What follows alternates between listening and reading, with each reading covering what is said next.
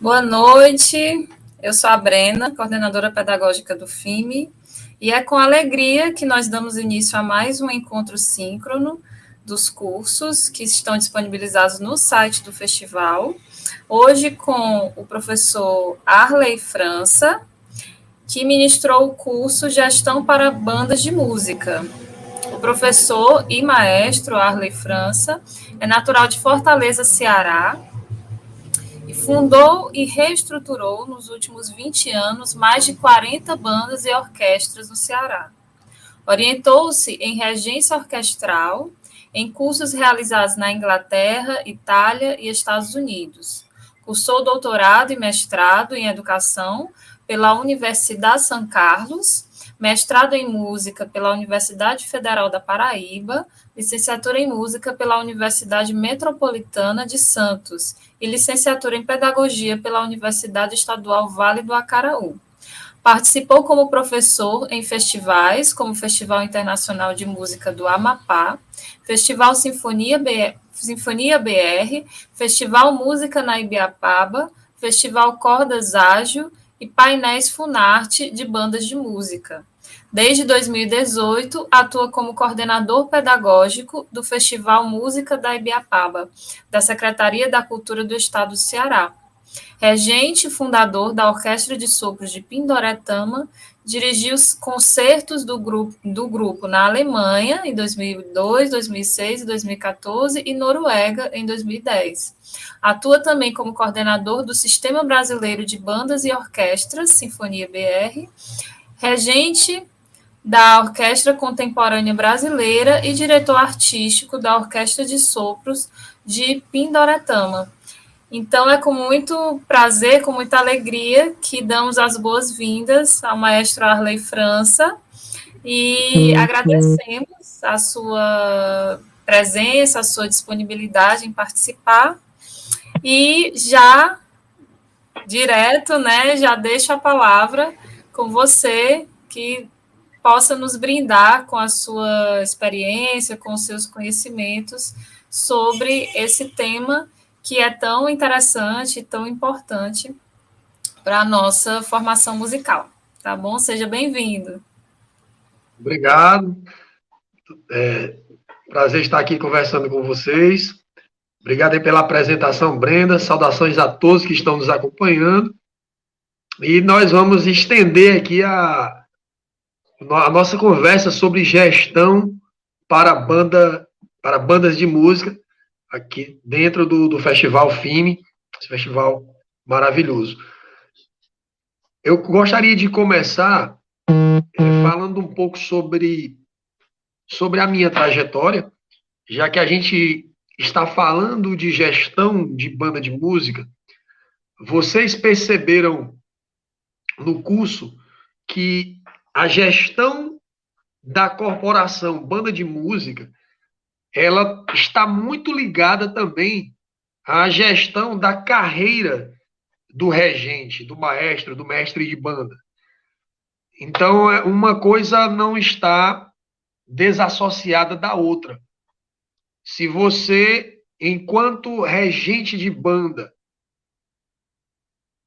tem um cuidado, tem uma preocupação de de se planejar, né, de programar, de idealizar e buscar fazer o que tem que ser feito para a sua banda crescer, inevitavelmente você vai passar pela gestão da sua carreira.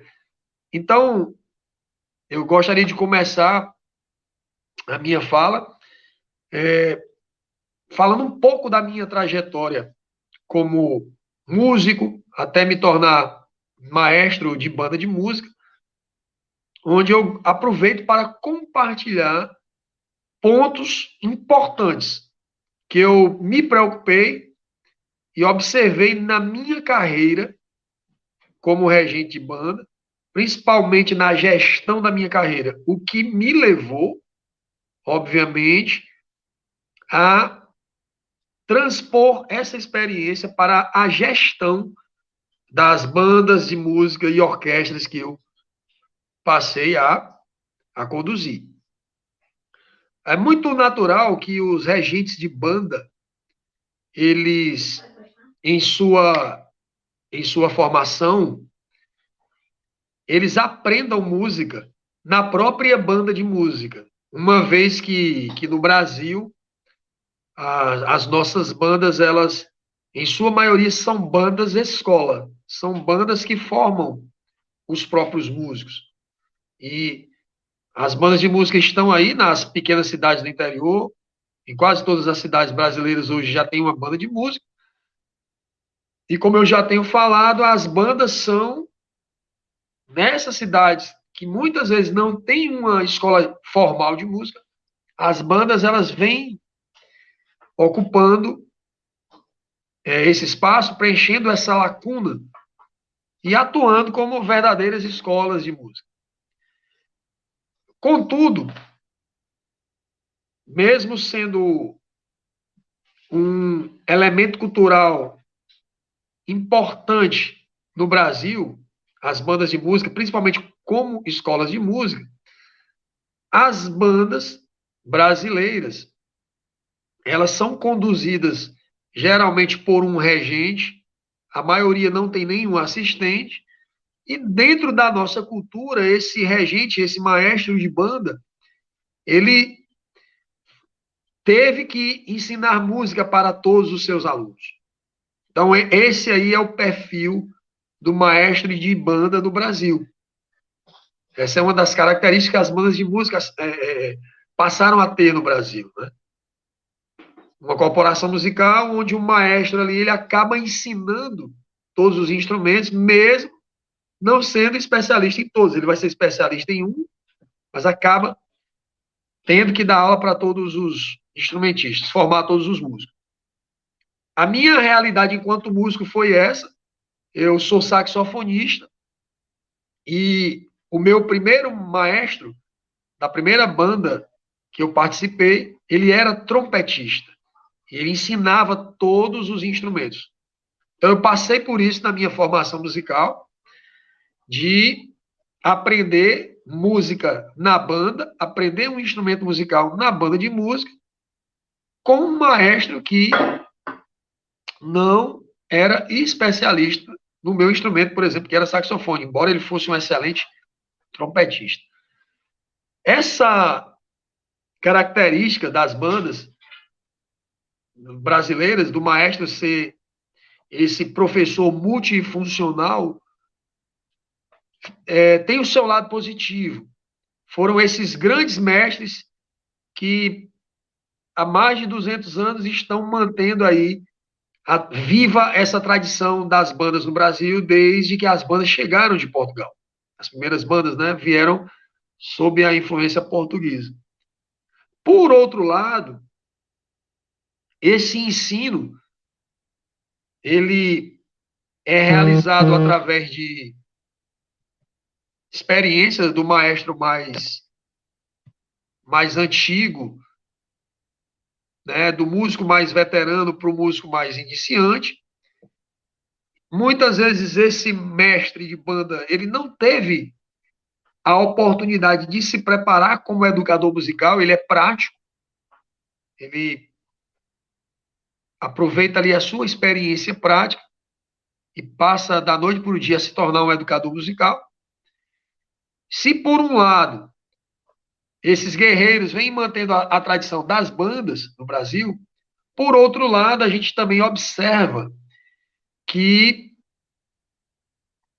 por não ser um especialista nos instrumentos, em todos os instrumentos, a formação musical dentro da banda, ela também fica, de certa forma, impactada pelo regente. E, na maioria das vezes, esse impacto ele não é de todo positivo, porque o ideal seria que o instrumentista pudesse aprender com o professor especialista do instrumento. Então, eu passei por esse caminho de entrar numa banda de música da escola, onde o professor, maestro que me ensinou, não era especialista no instrumento que eu escolhi. Isso, de certa forma, limita o músico, né? Isso, de certa forma, limita o aprendizado de uma criança, por exemplo. Era o meu caso. E eu precisei buscar complementar a minha formação. E como é que isso foi feito? Eu consegui, depois de um ano que tinha começado a estudar música, eu fui estudar em outra banda de música, com outro maestro que era saxofonista e clarinetista. E aí, o encontro com esse professor, maestro Costa Holanda, em Fortaleza, na banda de música do IFCE, na época era Escola Técnica Federal do Ceará, foi importantíssimo para a minha carreira. E aos 13 anos de idade, eu já percebi que eu precisava de um professor especialista do instrumento. Então, fui em busca desse professor, descobri que havia essa banda, que essa banda ela tinha algumas vagas para saxofone, por exemplo, que era o instrumento que eu estava estudando. E isso foi muito importante para mim, porque eu passei a estudar de fato com um professor especialista no meu instrumento. Então, como músico, eu já tinha essa preocupação. Mesmo na dificuldade de não ter professores, né? Não era tão comum quanto é hoje, professores de instrumentos de sopro. No estado do Ceará, onde eu vivo, nem curso superior para instrumento de sopro nas universidades, nessa época, a gente tinha. Então, essa consciência, ainda que criança, da necessidade de buscar um professor especialista, isso já foi importante para a minha carreira.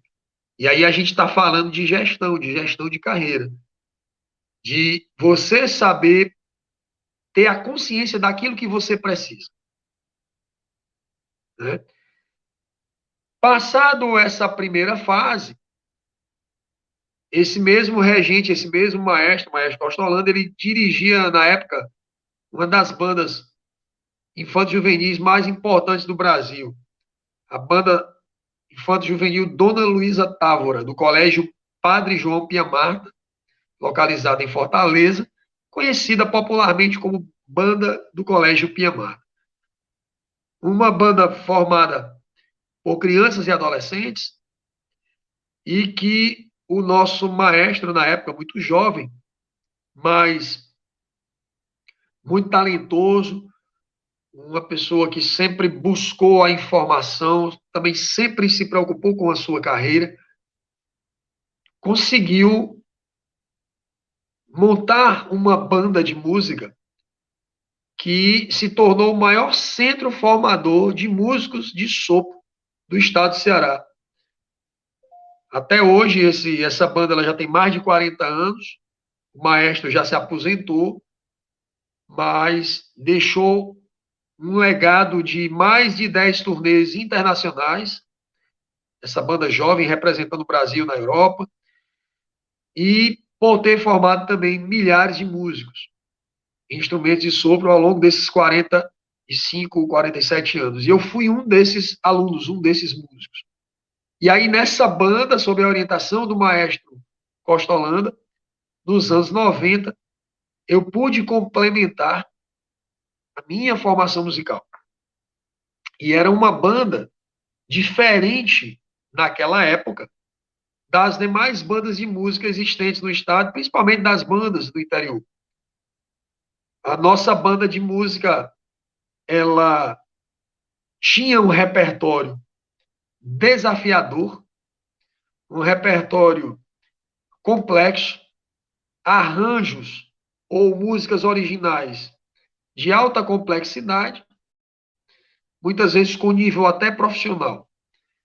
Mas o nosso maestro era tão exigente e, ao mesmo tempo, um grande facilitador da aprendizagem, que ele fazia com que aquelas crianças tocassem quase como que a perfeição de um músico profissional.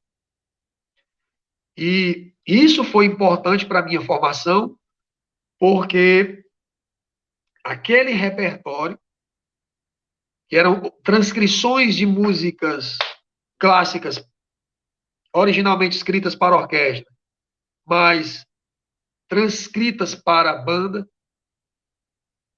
como obras da literatura internacional das bandas de música. Arranjos também de composições brasileiras bem elaborados por compositores e arranjadores como o maestro Manuel Ferreira Lima, os grandes arranjadores de banda do Brasil, também do Ceará, arranjos do mestre Duda e arranjos também internacionais, né, de compositores de arranjos de compositores e de arranjadores internacionais. Então, esse repertório de alto nível, ele também contribuiu para a minha formação como músico dentro da banda do Piamata. E com essa banda, eu pude também fazer algumas apresentações fora do Brasil. Eu tive a oportunidade de, com a banda do Piamata, me apresentar na Alemanha e na Itália, e isso foi muito importante para a minha carreira. Porque eu tive a oportunidade de ver e ouvir a outras bandas, outros grupos musicais, outros músicos fora do Brasil, numa época que não havia internet, numa época que a comunicação nos anos 90 ainda era muito lenta e que, basicamente, a única possibilidade que o estudante de música tinha de ver uma banda, uma orquestra profissional ou músicos que pudessem lhe influenciar positivamente seria através da televisão. E, de repente, com 16 anos de idade, eu tive a oportunidade de fazer uma turnê na Europa, na Itália e na Alemanha, onde durante 40 dias nós nos apresentávamos nas principais cidades da Itália, estivemos também em Munique, na Alemanha, e esse intercâmbio, ele ocorria não só de levarmos a música brasileira da banda do Colégio Penha Marta para o público europeu, mas a gente também pôde interagir com outras bandas de música, podemos interagir com outros músicos, e aquela experiência foi muito importante para a minha carreira. Dentro do aprendizado musical, dentro da formação musical, a estética, ou seja, aquilo que eu vejo dentro do ambiente musical, como é que se comportam as pessoas, os músicos, o público, num concerto, por exemplo, na Itália, que é um país onde basicamente a música erudita surgiu lá. Então, no momento que a gente não tinha internet, eu pude vivenciar isso. Como é que uma banda de música de jovens ela toca na Alemanha? Que tipo de repertório? Como é que é a sonoridade dessa banda? Como é que é a técnica desses jovens músicos lá na Alemanha? Ou na Itália? E a gente pôde ver isso de perto, a gente pôde tocar com outros músicos, com outras bandas, tinha intercâmbio, e tudo isso passou a compor também o meu repertório estético. E foi essa experiência nessa banda de música, essa rica experiência para um jovem de uma banda, de uma escola, né, que aprendia música na banda e não em uma escola de música. Foi essa experiência que me levou, mais tarde, a querer me tornar um professor de música e, consequentemente, um regente. E aí, saindo da banda de música do Colégio Pia Marta, cumprindo ali um ciclo de 5, 6 anos, que a gente passava por um percurso formativo até se tornar profissional, eu deixei a banda e, já na maioridade, fui trabalhar profissionalmente com grupos profissionais. Passei também a atuar como professor de música.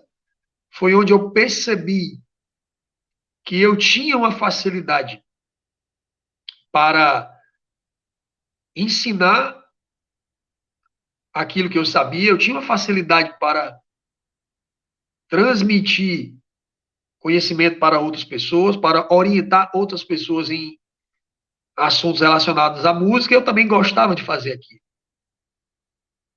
E, pegando um pouco da experiência da banda que eu vivi, eu também decidi que, a partir dali, eu iria também ingressar no universo da regência. E daí eu decidi que, para fazer isso, eu iria montar uma banda de música numa cidade do interior do estado do Ceará. E eu coloquei para mim um desafio. O meu desafio, que eu mesmo coloquei, era criar uma banda de música numa cidade do interior do Ceará, mas uma banda que fosse tão boa quanto a minha banda do Colégio Pemar. Que eu pudesse replicar aquela experiência que eu tive no Colégio Pemar em outra banda, mas que fosse uma banda que a gente começasse do zero, de preferência numa cidade do interior, e que essa banda também pudesse dar oportunidade para outras crianças, assim como eu tive a oportunidade de aprender música na banda do Colégio Piamar. E aí eu escolhi uma cidade perto de Fortaleza, uma cidade chamada Pindoretama, fica a 50 quilômetros de Fortaleza. Eu escolhi essa cidade para fazer esse projeto. E aí foi onde eu comecei a Orquestra de Sopros de Pindoretama. Quando a gente colocou esse nome Orquestra de Sopros, essa terminologia, ela me lembrava todo dia que a ideia era fazer uma banda de música mais arrojada, uma banda de música que pudesse ter uma instrumentação mais completa, como a minha banda do Colégio Piamada. Uma banda de música que pudesse tocar um repertório ousado, uma banda de música que pudesse se destacar. E daí essa tecnologia Orquestra de Sopros. E começamos esse trabalho na cidade de Pindoretama, consegui alguns instrumentos usados, consegui o apoio da prefeitura, na época, e fomos até as escolas do município e recrutamos os primeiros alunos. Perguntamos ali quem queria participar dessa primeira turma da Orquestra de Sopro de Pindoretama. Na época eu já estava com 21 anos de idade e começamos a trabalhar com esses meninos, teoria e prática simultaneamente, isso em 1999, final ali dos anos 90, e eu acabei percebendo que para eu fazer essa banda de música, para eu conseguir conduzir aquelas crianças, aqueles adolescentes para o aprendizado de um instrumento musical e, consequentemente, o sucesso em uma banda de música, eu precisava buscar algumas informações que eu não tinha. Eu era saxofonista, então já comecei a perceber ali que eu precisava conhecer o funcionamento dos demais instrumentos da banda, porque eu teria que ensinar para os meninos. E aí eu fui fazer isso, fui buscar ajuda com outros colegas músicos e fomos buscar essa informação. Eu estou falando isso porque nós estamos falando de gestão. Gestão é planejamento. Gestão, eu tenho que olhar para que ferramentas eu vou precisar para executar da melhor forma o meu projeto. E aí eu percebi que uma dessas ferramentas era conhecer o funcionamento dos instrumentos. E daí eu fui buscar esse conhecimento. Depois, nas primeiras semanas, que eu já consegui ensinar os meus alunos a tocar as primeiras notas, as primeiras escalas, contei com a ajuda de alguns amigos músicos, porque era muito complicado para eu ter que dar aula sozinho, então nas primeiras 2, 3 semanas eu levava alguns amigos e eles podiam ensinar os meninos ali a tocar, me ajudavam, e eu também tirava dúvida com eles. Então a minha primeira banda, ela também foi um grande laboratório para mim.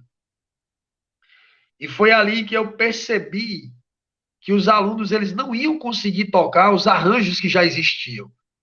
E aí eu tive a ideia de escrever arranjos adaptados para eles. Então, eu tive que buscar outro conhecimento. Qual era esse conhecimento? Harmonia, arranjo. Eu já havia estudado harmonia, já havia estudado arranjo, mas voltei a estudar esses tópicos e comecei a fazer arranjos para os meus alunos. Isso foi muito bom, porque se a gente tinha um aluno que ele só sabia tocar 5 notas, dó, ré, mi, fá, sol, ele poderia participar daquela música só com aquelas 5 notas. Se a gente tinha um aluno que só tocava 3 notas, dó, ré, mi, não tinha problema, ele conseguia participar da música, da prática de conjunto, tocando só dó, ré, mi. Isso dá muito trabalho, mas o resultado, ele é um resultado muito produtivo. Você consegue produzir mais dessa forma. Os alunos se motivam, porque nas primeiras semanas eles já estão tocando, todo mundo participa, o público que está ouvindo, ele consegue ouvir ali a banda tocando, e ele não sabe se o aluno está tocando uma nota, duas, três, né? E foi a forma que eu encontrei de envolver todo mundo. Depois eu fiquei sabendo que, mais tarde, né, que já existiam métodos de educação musical usando essa mesma lógica que surgiram lá nos anos 40 nos Estados Unidos, que eram os métodos coletivos. Então, que maravilha. Eu não estava inventando nada de novo, não estava criando nenhuma novidade. Eu estava fazendo nos anos 90 algo que os americanos já começaram a fazer nos anos 40, que são os métodos coletivos de instrumento de sopro, e eu criei meu próprio método, né? Mais tarde eu comecei a me deparar, depois que a facilidade da internet permitiu, então eu comecei a me deparar com outros métodos, então, e confrontar aquilo que eu fazia, né, com outros autores, e o legal da música é isso. E aí eu fui percebendo que para a banda crescer, eu precisava crescer junto com ela. E aí, olhando para as ferramentas que eu precisava, para a minha carreira e também para a banda, eu percebi que eu já tinha uma banda de música se apresentando, os meninos com 3, 4 meses já fizeram a primeira apresentação, lógico que de forma muito simples, mas já se apresentaram. Com um ano, a nossa orquestra de sopro de Pindoretama já estava conhecida nas cidades vizinhas, já estava fazendo apresentações. Com 3 anos que criamos a Orquestra de Sopros de Pindoretama, nós tivemos a oportunidade de estar com as nossas crianças, com os meus alunos, representando o Brasil em festivais de música em Hamburgo, na Alemanha. Fomos selecionados e eu estava lá com aquelas crianças, aqueles jovens que eram meus alunos, e aquilo me deixou muito feliz, porque, de fato, eu acabei conseguindo aquele objetivo, que era criar uma banda de música numa cidade do Ceará, igual a minha banda do Colégio Pia Marta, e que podia ser uma banda legal também, uma banda exemplar. Isso acabou acontecendo. Mas eu percebi, depois dessa viagem, que embora a minha banda estivesse tocando razoavelmente bem, eu precisava estudar regência. Então, eu tive essa consciência, né? Eu consegui fazer os meus alunos tocarem, eu era um bom ensaiador, mas eu não era um bom regente. Até porque eu nunca havia estudado regência. E aí, foi a época também que eu estava na faculdade, né? E comecei o meu estudo de regência, e isso me levou a estudar regência fora do Brasil. Tive uma oportunidade de fazer alguns cursos na Inglaterra, na Itália, nos Estados Unidos. Tive a oportunidade de ter como mentores maestros que tiveram a sua formação musical em grandes centros, como a Europa e como os Estados Unidos. Então, eu fui lá beber nessa fonte, trazer um pouco disso para a minha carreira. E tudo isso, na minha formação, fez com que a minha banda de música crescesse. Então, eu quero dizer aí que há uma relação entre o seu trabalho enquanto regente, que é a sua banda de música. A banda de música, ela reflete o quão grande você é, o quão grande é o seu trabalho. Então, o tanto quanto você busca conhecimentos, o tanto quanto você planeja a gestão da sua carreira, isso vai te levar a desenvolver um trabalho também importante na banda de música. Então, como eu falei no começo desse encontro de hoje, a gestão da banda de música ela está diretamente associada à gestão da sua carreira. E, basicamente, aqui para finalizar, né, já estamos quase finalizando aqui a nossa fala, gestão é planejamento. E tudo começa com uma ideia. Mediante tudo que a gente viu no curso, qual é a banda de música que eu quero? Qual é a cara dessa banda de música que eu, enquanto regente, vou estar à frente? A minha banda, ela vai ser uma banda profissional? Ou ela vai ser uma banda escola? É uma banda que ela tem como característica instrumentos mais simples? É uma pequena banda de música? Ou eu vou pensar nessa banda de música como uma banda mais complexa, mais arrojada, que pode tocar uma instrumentação, um repertório mais complexo, que ela vai ter uma instrumentação mais complexa? Ela está mais para a orquestra de sopro ou mais para a banda sinfônica? Como é que vai ser a cara dessa banda no sentido da instrumentação? Então, quando eu idealizo isso, quando eu sei aonde eu quero chegar, aí sim eu vou buscar as ferramentas que eu preciso. E essas ferramentas elas vão passar aí por tudo que a gente viu aí no curso de gestão para a banda de música. Conhecimento mais avançado em teoria musical, em história da música, em regência, na própria gestão, na habilidade, na liderança, porque o regente ele é um líder. E o mais importante é a autoconsciência. O regente de banda, ele tem que ter essa consciência. Ele precisa saber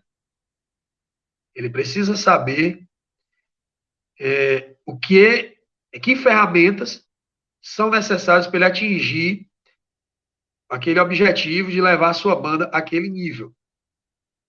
E essa autoconsciência, ela vem com a busca de conhecimentos. Os conhecimentos formais, a universidade hoje é muito acessível, faculdade de música hoje no Brasil, ou até nas cidades que não tem, você pode fazer uma faculdade de música online, tá? Hoje já é mais comum cursos de regência, a própria Funarte, o Ministério da Cultura, tem um programa que eu também tive a oportunidade de ser professor, que é o projeto Bandas da Funarte, então cursos voltados para regente de banda em todo o Brasil. Então, hoje, um regente de banda brasileiro, ele não tem desculpa para não buscar o conhecimento, ele não tem desculpa para estudar, porque oportunidades para que socorra existem. Então, somente a partir dessa autoavaliação, desse autoconhecimento, de saber aquilo que eu preciso para me desenvolver, é que eu vou conseguir atingir esse objetivo de construir, né, uma banda de música com essas características, com o perfil desejado. E para sintetizar aqui o nosso curso, nesse momento de complementação, há uma diferença muito grande entre maestros que dominam ferramentas de gestão, porque fazem as coisas sob um planejamento, sob um olhar, sob uma perspectiva, daqueles maestros que vêm atuando apenas com conhecimento empírico, apenas replicando coisas que outros colegas fazem, mas não sabe o que é que está fazendo.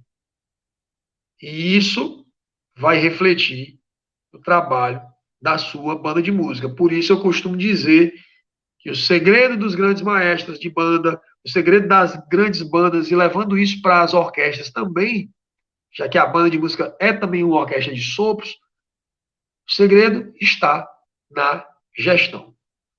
Portanto, eu me despeço aqui de vocês, agradeço a participação de todos que puderam nos acompanhar e mergulhem fundo na gestão, porque regência é importante, a harmonia é importante, contraponto é importante, liderança é importante. Mas antes de tudo isso, quando eu estou fazendo ali o trabalho à frente da banda, tudo começa com a gestão. Obrigado a todos. Espero ter vocês aí em outros momentos. Maravilha, fala riquíssima, né? Importantíssima para quem tem esse interesse em trabalhar com gestão de bandas de música, ou para quem está envolvido numa banda e tem interesse em colaborar de alguma forma, né? E para a nossa formação musical, de maneira geral, né? Então, assim, Maestro Arley, o FIME, a Casa de Vovó Dedé, agradece a sua participação, a sua contribuição com esse tema, né, a sua sugestão de tema, que é um tema muito rico, né, muito importante de ser colocado em pauta, né, de ser discutido, de ser conversado, de ser aprendido, né. Então, a gente agradece a sua participação também aqui nesse momento, né, e esse momento que é um bônus, né, uma faixa bônus no nosso curso de gestão para bandas de música, e também aproveito para parabenizar, né, a sua atuação aqui no FIME, que certamente tem atingido, né, tem alcançado as pessoas que têm interesse nessa temática. Tá, obrigado a todos vocês, a oportunidade muito grande de ter participado desse festival maravilhoso. Eu só tenho a agradecer aqui. Grande abraço a todos. Bom, e nós encerramos aqui esse momento com o professor e maestro Arley França, que estará disponível no site, ficará disponível no site do FIME até o dia 20 de dezembro, e também ficará disponível no canal YouTube da TVDD. Então, um abraço, até a próxima, até os próximos encontros, até os próximos, as próximas mesas temáticas, os próximos recitais do FIME. Um abraço.